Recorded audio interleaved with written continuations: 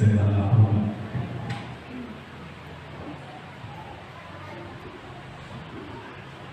Bismillahirrahmanirrahim.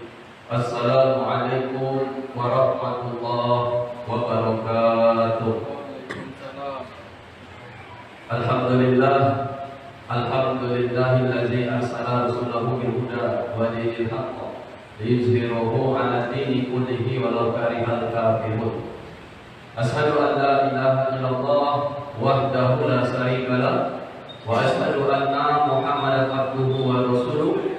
Allahumma shalli ala sayyidina Muhammad wa ala alihi wa ashabihi wa man tabi'ahu bi ihsan ila yaumil. Bersyukur kita kepada Allah Subhanahu wa taala karena pada siang hari ini kita masih diberikan kesehatan, kesempatan hingga kita masih dapat hadir bersama di masjid yang kita cintai ini, yaitu melaksanakan kewajiban kita yang sebentar lagi kita akan melaksanakan sholat fardhu zuhur berjamaah. Bersolawat kita kepada baginda Rasulullah sallallahu alaihi wasallam dengan ucapan Allahumma shalli ala sayyidina Muhammad wa ala ali sayyidina Muhammad.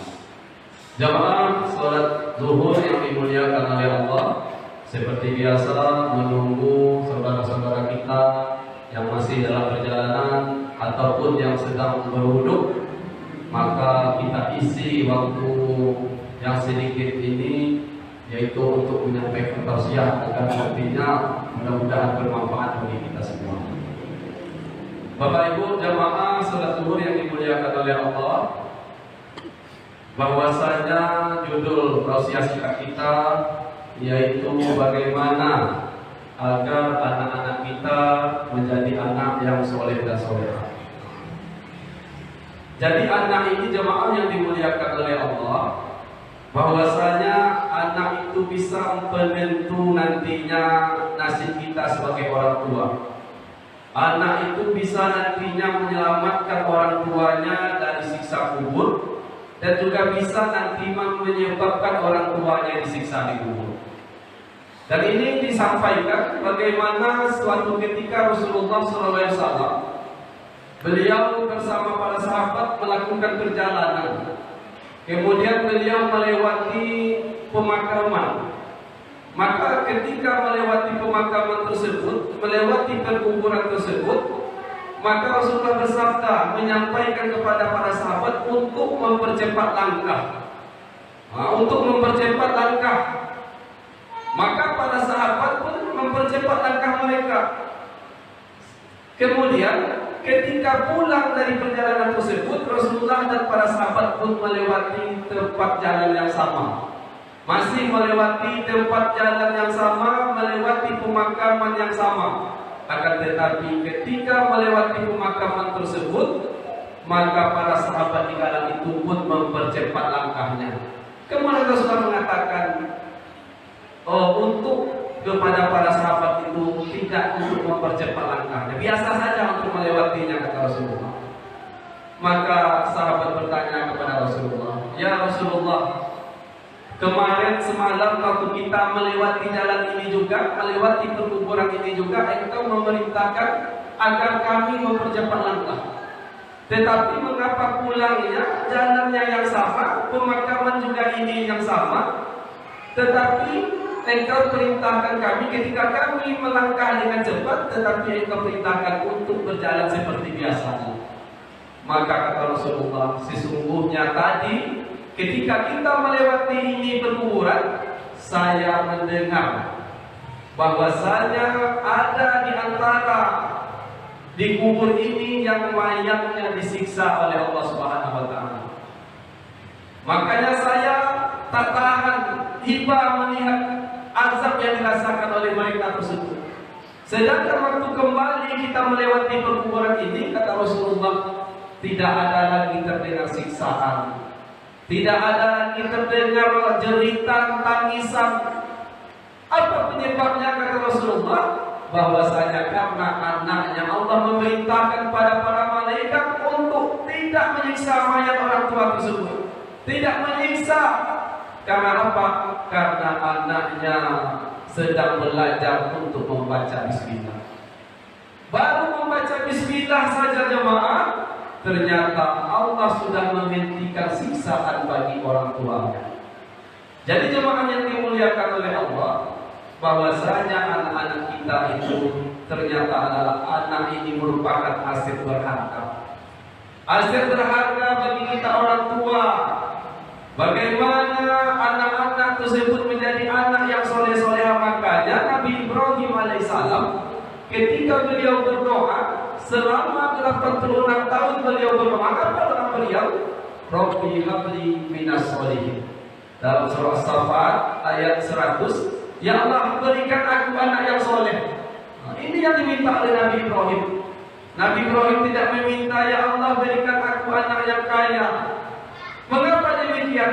Betapa banyak anak yang kaya saat ini justru durhaka kepada orang tuanya. Nabi Ibrahim tidak meminta anak yang memiliki pangkat jabatan yang tinggi, karena betapa banyaknya anak saat ini setelah memiliki pangkat jabatan, setelah memiliki kedudukan, justru orang tuanya dijadikan pembantu di rumah. Pertama, orang tuanya membantu dulu, mengasuh anak, cucu, lama-lama nyuci piring, nyapu rumah, lama-lama setelah dia membantu, lama-lama orang tua jadi membantu. Nah, jadi jemaah yang dimuliakan oleh Allah, tapi yang diminta oleh Nabi Ibrahim adalah Rabbi habli minas solihin. Ya Allah berikan aku anak yang soleh. Mengapa anak yang soleh? Karena anak yang soleh lah yang nantinya yang akan senantiasa mendoakan orang tuanya. Jadi kita kalau tergantung dengan ibadah kita, ibadah sholat kita, ibadah baca Al-Quran kita, tahajud kita rajin, puasa Senin Kamis kita rutin, itu terhenti nantinya ketika kita sudah mati, jemaah. Ketika kita mati, tak bisa kita melakukan amal ibadah tersebut lagi, terhenti dia. Tetapi kalau anak yang soleh, dalam hadis yang sahih, hadis riwayat Muslim, dikatakan oleh Rasulullah, iza matal insanu qata'a amaluhu ila min salasa. Shadaqatin jariyah wa ilmin yuntafa'u bih, yang terakhirnya wa waladin sholihin yad'u lahu. Anak yang soleh yang mendoakan orang tuanya. Jadi Bapak Ibu jamaah yang dimuliakan oleh Allah, maka gantungkanlah harapan kita kepada anak-anak kita. Kalau anak-anak kita, bagaimana nasib kita di liang lahat nantinya, bagaimana nasib kita di alam kubur nantinya, bisa kita lihat saat ini jemaah.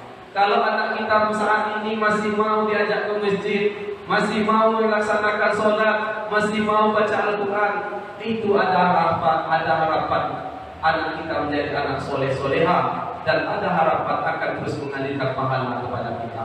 Tetapi kalau anak kita sekarang disuruh sholat membangkang dia, disuruh baca Al-Quran melawat dia, diajak ke masjid tak mau dia, maka ada harapan nantinya kita akan mendapatkan siksa di alam kubur. Tak ada pahala yang mengalir kepada kita jemaah.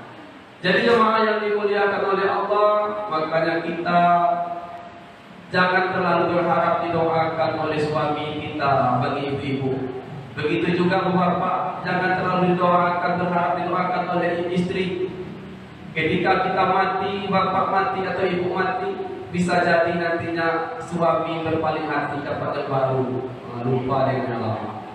Begitu juga si ibu, begitu nantinya mati, suami akan mencari ganti, bisa berpaling hati. Tetapi kalau anak yang soleh-soleha, tidak ada yang namanya mantan anak. Kalau anak yang soleh-soleha, dia akan senantiasa mendoakan orang tua. Jadi dalam sholatnya, tahajudnya, dia akan terus berdoakan orang tuanya. Maka bagaimana anak kita jadi anak soleh-soleha?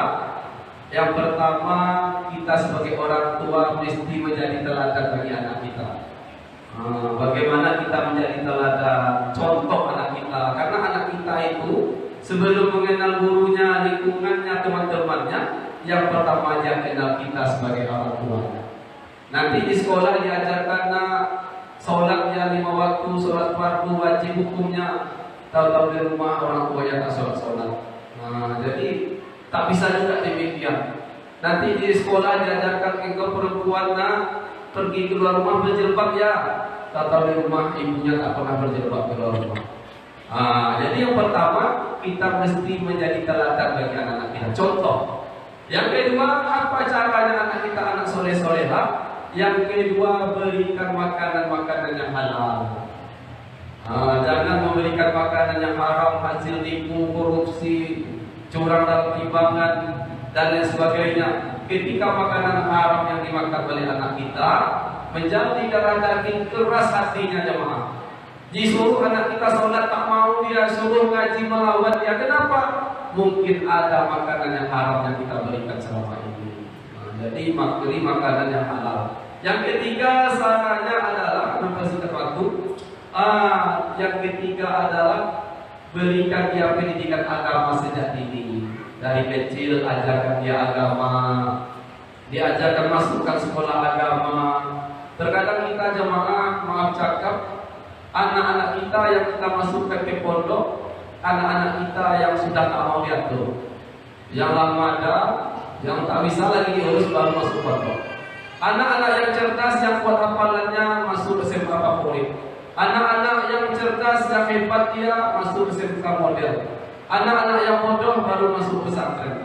Padahal seharusnya yang masuk sekolah agama tersebut anak-anak yang cerdas, yang buat hafalannya, dia hafal Al-Quran, dia menghafal hadis, membaca kitab-kitab, yang mana pahalanya akan dapat mengalir kepada kita sebagai orang tuanya.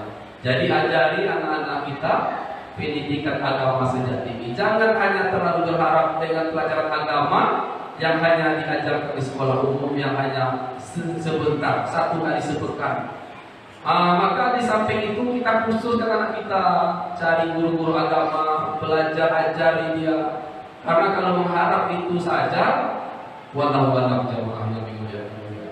Maka ajari anak kita pendidikan agama sekali. Jangan terlalu dibebaskan itu memegang HP jemaah. Karena HP Android ini luar biasa pengaruhnya. Jangan kata anak kita orang tua pun kecanduan. Tinggal HP, bangun tidur HP dicari.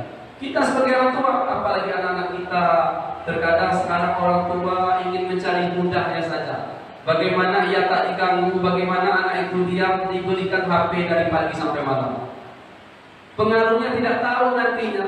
Ketika anak kita itu sudah kecanduan HP, tingkat emosinya tinggi. Makanya anak-anak saat ini suka membangkang sama orang tuanya, disuruh, diperintah melawan dia.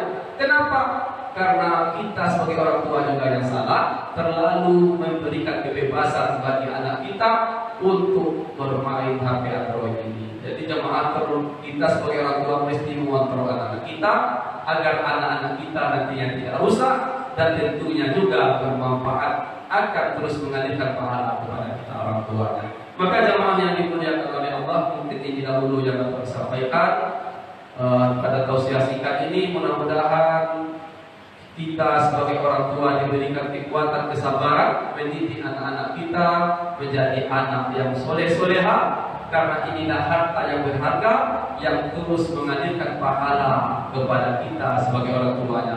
Bahkan ketika kita sudah hancur, tulang-tulang kita sudah menjadi tanah, tetapi ada kita memiliki anak yang soleh-soleha, maka pahala akan terus kita dapatkan nantinya. Mudah-mudahan anak-anak kita menjadi anak yang soleh dan soleha. Kita tutup dengan doa kepada majlis. Subhanakallahumma wa bihamdika, asyhadu an la ilaha illa anta, astaghfiruka wa atubu ilaik. Assalamualaikum warahmatullahi wabarakatuh.